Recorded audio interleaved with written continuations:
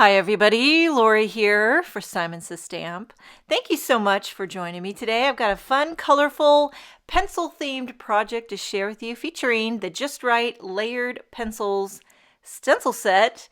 And here it is. I believe it is 5 stencils, and it makes this cool, kind of dimensional pencil, jumbo pencil background. So here are the 5 stencils. It's kind of hard to tell how it all works together, but it actually is very easy. Okay, so I'm going to show you how I put this together. I have the Simon Says Stamp white glass mat with the large Waffle Flower grip mat on it. I have a panel of Hammermill cardstock cut to 4 1/4 by 5 1/2 inches. And these stencils are numbered and they're labeled. So this is layer 1, top of pencils. I think that's what it said. I'm going to do mine on a slight angle, keeping it trendy, keeping it festive. I don't know. You can go horizontal, vertical, however you want to orientate the pencils. And then what I decided to do here is take some Easy C tape and just kind of put it right along the bottom right corner. And that's going to help me to get my stencils lined up in the right spot every time. So for my grouping of yellows, I'm using the Butter, Zest, and Honey trio. It's a nice kind of a true yellow trio. So I'm starting with the lightest shade. The lightest shade goes on the top of the pencils, and then the mid-tone in the middle, and then the darkest. So you get 3 tones for every pencil. The back of the packaging really kind of gives you the idea of what that looks like. For my reds, I've got clay, terracotta, and brick. And these are nice kind of warm, earthy, orangey red tones. So we got clay here, and I'm using the Rainbow Splash small blender brushes. And I'm not doing any gradient blending. I'm just kind of getting the true flat wash. For the aquas, I have Dew, Mist, and Raindrop. And these are all like the color families. So it's like all the thought work has been done for you because you need 3 different tones for each pencil, and the Pawsitively saturated inks come in 3 groups of 3. Cabbage, artichoke, and kale are my mixture of greens. Again, I'm pulling out the Rainbow Splash small blender brushes for this. I'm going to do 2 pencils. After I'm done ink blending, I am going to crop this down a little bit. So some of that is going to get cropped off. For a brown pencil, we have latte, cappuccino, and mocha. And one thing that I love about this large grip mat is that it holds down your ink pad, and it holds down your cardstock, and it holds down your stencil, and you can just wipe it clean when you're done. I've been leaving this large grip mat on this white glass mat, and then I put the cover on it when I'm not using it, and it's been really working good for me. Okay, layer 2, the middle of the pencils, and then I'm referring to my little pink corner of Easy C tape down on the bottom to get that lined up where it should go. Okay, so we got the yellow mid-tone, which is Zest, and I'm using the same small brush. I didn't switch to a new brush. I mean, in a perfect world, I would love to have a brush for all the inks, but I would not have room for that. You know what I'm saying?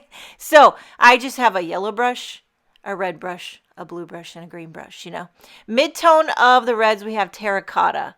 These are kind of like orangey reds, I would say. But I love these tones because a lot of times I use the sherbety, limey, pastel-y tones. And this is a little bit more, I don't know, these tones are a little more, they feel slightly more masculine, a little bit more earth tony. And it's a nice departure for me. Kind of just, you're still getting the color.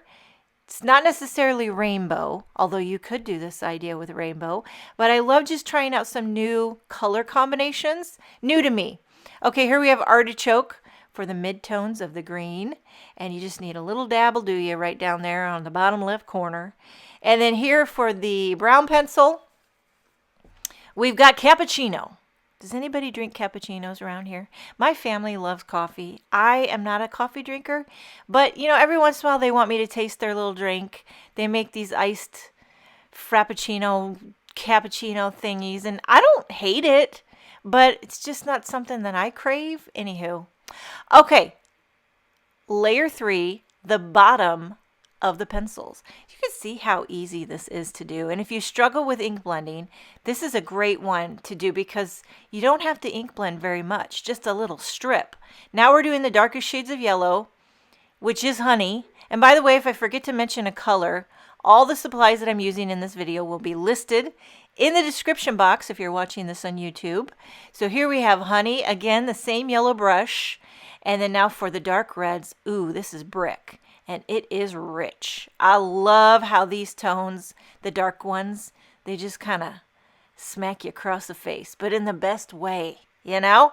And I just try to keep blending so it gets nice and smooth and there's no splotchiness, you know? Just a nice flat wash. Here we have Raindrop, which is the dark teal. And again, I keep going over it until it's nice and smooth and not splotchy. No gradient love on this card. You don't need it. And then now down on the bottom for that brown pencil, we're going to do Mocha. So here we have Mocha, again using the same brown brush. Just giving it a nice, ooh, that's a nice dark rich. Nice dark rich Mocha. Peel off the stencil. Oh, there's one little corner there that I forgot. And I'm just going to make that brown just because I'm lazy. And there you have it. Now we're going to do the, what's this, layer 4, pencil, wood, and erasers. Now this one, since the erasers are kind of close to the wood, I'm going to use a little Post-it tape to mask off. First I'm going to do the erasers. So I'm going to mask off the wood just so I don't get any pink where I want the wood of the pencil to be, because that's going to be like a very light brown. Okay, I'm using Cheeky for the pencil eraser. So I did pull out a new blender brush.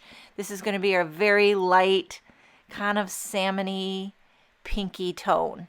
Does anybody even use real pencils anymore? Because my kids all love the mechanical these days. And all the mechanicals have different like thicknesses of lead. You got the 5mm, the 7, and the 9, you know, and it always got, they always need lead. They always need new erasers. And I'm like, why can't you just kick it old school like I used to do with the pencils? But they don't want to have a sharpener. They don't want to mess with all that. So here we have the wood of the pencil, and I'm using Latte. And I took my same brush, which was dark brown, but I went off on that scratch paper, and I really kind of got all the dark off and kind of sort of cleaned it. So you could go back in with Latte and use a nice light color. Here's Stencil 5, which is the metal and the pencil points. Okay, so it's the little metal that holds the eraser onto the pencil, and then the little tip, the little lead tip. Okay, so for the metal, I pulled out Fawn, which is kind of a grayish brown, and I'm using a very, I pulled out a new brush. I think I had one that was light gray, and I am going to give a little bit gradient to this because you know how metal has a bit of sheen? So I'm going to go a little bit darker on the bottom and fade it up. So I didn't do any gradient on all this blending except for the little metal. Giving a little bit of touch darker on the base of the little metal. And then for the pencil tips, I pulled out Woody, and this is the one of these Waffle Flower little detail blender brushes. I love these little round ones. I keep them handy on my desk there for intricate little jobs. And there you have the Just Right layered pencils in all her glory. Now I pulled out the Comfort Guillotine Trimmer, and I'm going to trim off a 1/4 inch on the right side and the left side. And then I'm going to chop, I think, a 1/2 inch off the bottom. So this will give me a nice little border when I pop this up on a card base. Now for the sentiment, I'm going to stamp a nice thick black sentiment right onto those pencils. I'm pulling out an older set. It's called Take Note. I love these bold. I'm going to use the Just a Note, and I'm going to stamp it with VersaFine Onyx Black ink right onto the blended pencils. You could also stamp it separately and die cut it if you wanted to pop it up a little bit. But I just stamped it right onto those pencils. And then I went ahead and stamped a little sub-sentiment right underneath that says "You're the best." And I decided it just wasn't popping like I wanted to do. So I decided, plan B, emboss the sentiment in white onto a strip of black cardstock. So I put that "You're the best" little sub-sentiment, lined it up on my MISTI. I'm using the Simon Says Stamp powder tool to prep my cardstock, inking it up with Versamark ink, and I stamp it a few times, and then I'm going to pour on some Simon Says Stamp white embossing powder and heat that with a heat gun. And I do think that this shows up better, because sometimes when you stamp a bold sentiment in black and you want to add a sub sentiment, it looks good when that one's embossed in white, because then you have the reverse. And that's just my personal opinion. But you know, you could have left it just stamped as well. But I'm using the little mini guillotine trimmer here. It's my favorite for trimming out little sentiment strips. So just a little bit off the top, a little off the bottom, and then on the sides. And I'm going to pop this up right over top of the one that I stamped, and nobody will know the difference. Okay, for a card base, I have a panel of fog cardstock. I've got the Simon Says Stamp scoreboard, which I love. I took a pen and made a tick mark at the 4 1/4 measurement line on the scoreboard, because that's the one I use the most, using a Teflon bone folder to work my crease in. I put some foam tape on the back. I used the Big Mama foam tape. It's a thin tape, which I love, but it gives you a little bit of dimension, because dimension is life. Popping up this embossed sub sentiment right underneath, and then I'm going to add a few of these starshine embellishments for a little blingity bling. And this card is finished. Just a note, you're the best. This would be a great card for the upcoming school season. You could give it to a teacher. You could give it to your favorite student. I hope you enjoyed this video. Thank you so much for joining me. Have a wonderful day, and I will see you next time.